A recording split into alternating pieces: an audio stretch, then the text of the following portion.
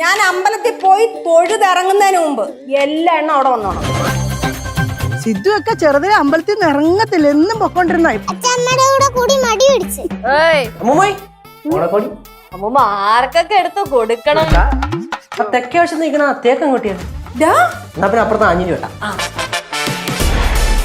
ഓണം എപ്പിസോഡുകൾ ഉപ്പും മുളകിലും തുടങ്ങിയിരിക്കുകയാണ്. എന്തായാലും TRP റേറ്റിംഗ് ഇനി കയറാൻ പോവാണ്. 1 മില്യൺ വ്യൂസ് എന്തായാലും യൂട്യൂബിൽ അടിക്കും. ഈ എപ്പിസോഡ് കിട്ടില്ല എപ്പിസോഡാണ്. എല്ലാവരും ഉണ്ട്, ഒരാളെ പോലും മാറ്റി നിർത്തിയിട്ടില്ല. എല്ലാവരും എപ്പിസോഡിനകത്ത് ഉണ്ട്. എല്ലാവരുടെ അമ്പലത്തിൽ പോകുന്നു, ഓണാഘോഷങ്ങൾ തുടങ്ങുന്നത്.